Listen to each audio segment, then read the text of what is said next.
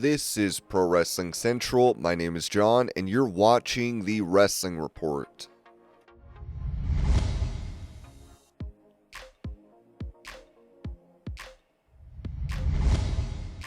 Calling out AEW for mistreating talent from Mexico, former coach for the company Sarah Stock wrote this on X. Here's how Kosha, Irby, and AEW took care of Mexican talent. To save money on flights home between Dynamite and Collision, they'd fly in Mexican talent on Tuesday and keep them in the country until Sunday. No per diem, no food allowance, and only 1 day a week at home with their family. I was furious when I found out. I addressed the insanity and immorality of that with Kosha, but then I'd have to do it for everyone. This type of thing tries to be concealed from talent relations. Imagine this. You're a young female wrestler arriving at an enormous airport in a foreign country. You reach out for direction. You're told you don't get any. There's nobody coming to pick you up. Figure it out. Navigate the foreign country, language, transportation, and find your way into the backstage area of a major event. Wonder if AEW women are told to figure it out when they land in Mexico. Edge gets picked up from the airport every time. Orange Cassidy gets picked up from the airport every time, as do innumerable other talent. Able-bodied males. Not Vicaire though, not Zeuxis, not Catalina, not any of the other foreign females coming to AEW for the first time.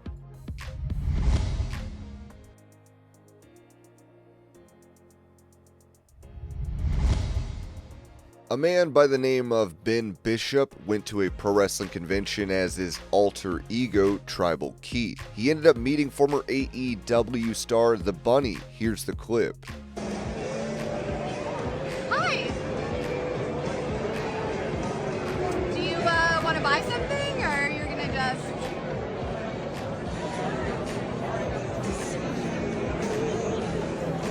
Oh no, oh no, no, no, no, no.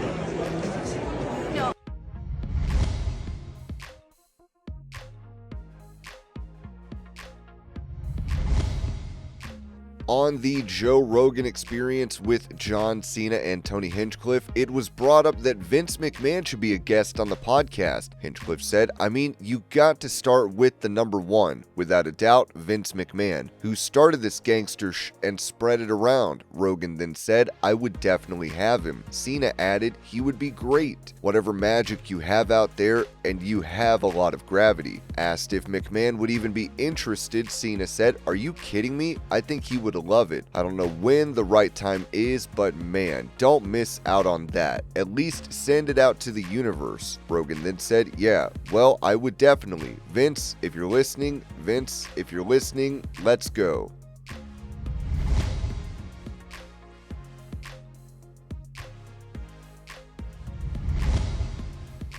On that same podcast, John Cena was asked if Vince McMahon is truly out of WWE, as Cena replied, in my eyes, I'd like to think that time heals everything, and I believe in forgiveness. I also believe in looking at the body of work, but I also know there's a lot of fragile stuff going on there. I don't know, man, it's a hot subject. I've learned to become a little bit more accountable for what I say, and just because I feel a certain way about a person doesn't exonerate them from being accountable for their actions. Just because he did start quote-unquote all this gangster that doesn't mean he doesn't need to be accountable for his actions. Let's figure out what that means, and then figure out if we can move forward and bring that back in the fold, or if it stays the way it is.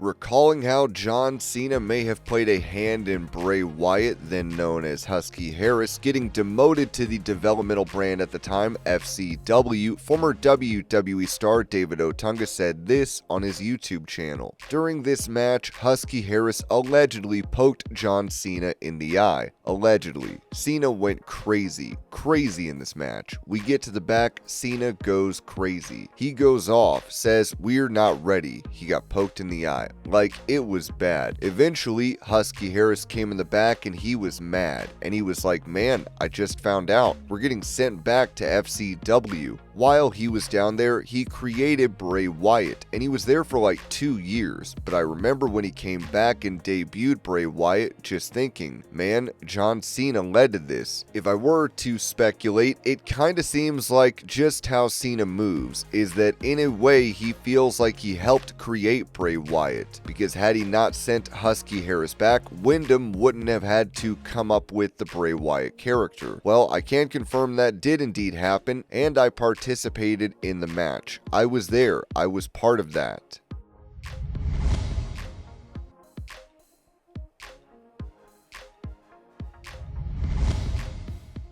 Prior to SmackDown last night, Drew McIntyre could be seen interacting with fans at a liquor store.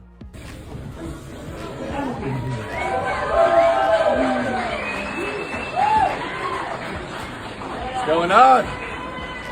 Man, love to party in Texas. 10 a.m. at the liquor store.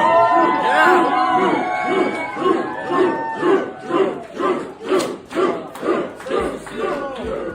Nick Aldis didn't want me to be here today. He said you're suspended, Drew. You can't come and see the people. You know what I said? Screw you, Nick Aldis. Not only am I here today to see you all, but I'll be at SmackDown tonight. Yeah. Screw you, Cody. Drew McIntyre is for the people and the people only. Well, let's get hammered if you're over 21.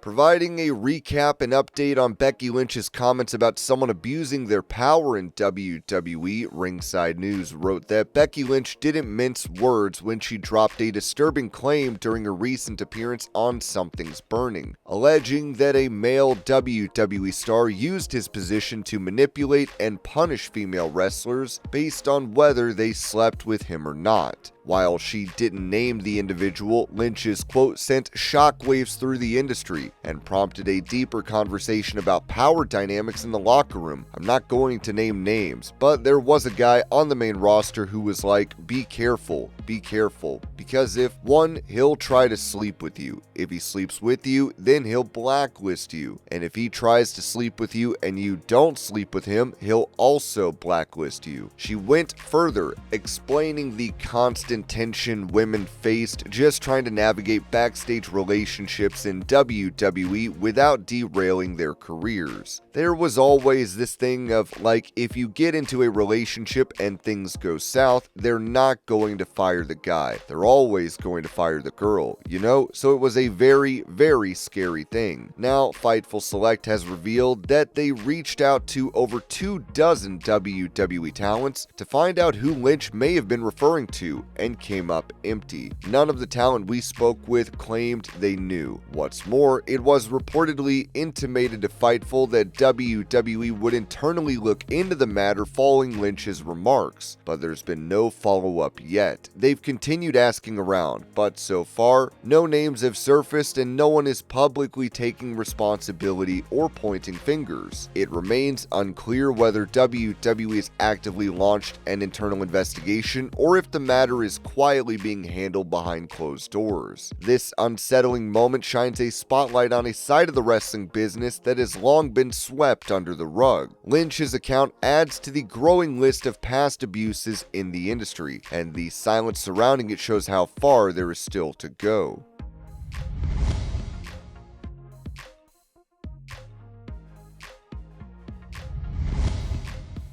As Gunther defeated LA Knight to win the Last Time Is Now tournament to face John Cena, Cena reacted to this on X, writing, "The stage is set for one last match. On a night of epic proportions, it is an honor to face off against an opponent who I respect and who has earned the right to issue this final challenge. I will bring my best. I know he will do the same. Don't miss the final time."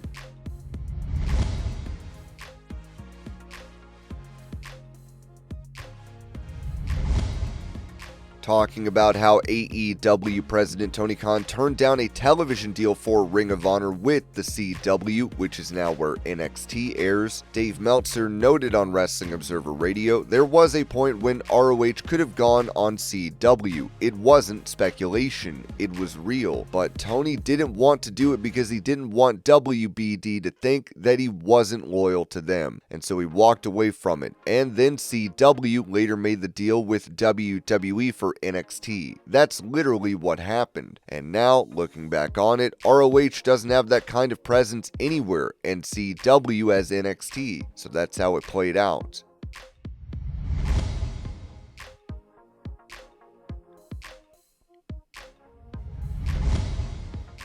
As Netflix is set to purchase Warner Bros. Discovery, where AEW programming airs, Tony Khan reacted to this during the ROH Final Battle post-show scrum. First of all, it's early to comment on anything that's still pending. Without getting into anything that hasn't been finalized yet, I just want to say we have a great partnership with Warner Bros. Discovery, and it will continue for many years to come. We still have years left on our current agreement with TBS and HBO Max. There's been wrestling on TBS since 1971, even though there was a 20-year gap in that history, and I'm proud to be continuing that legacy. We're going to do hundreds more episodes of Dynamite. I can tell you for sure that at least until the very end of 2027, going into 2028, we are going to be here for years to come. That's over 2 more years with AEW on TBS, TNT, and HBO Max. All of the bidders for Warner Bros. Discovery are also media partners of the NFL, and they're great media partners of ours. Everyone in the running is someone we already work with on the NFL, so I have a lot of respect for all of them.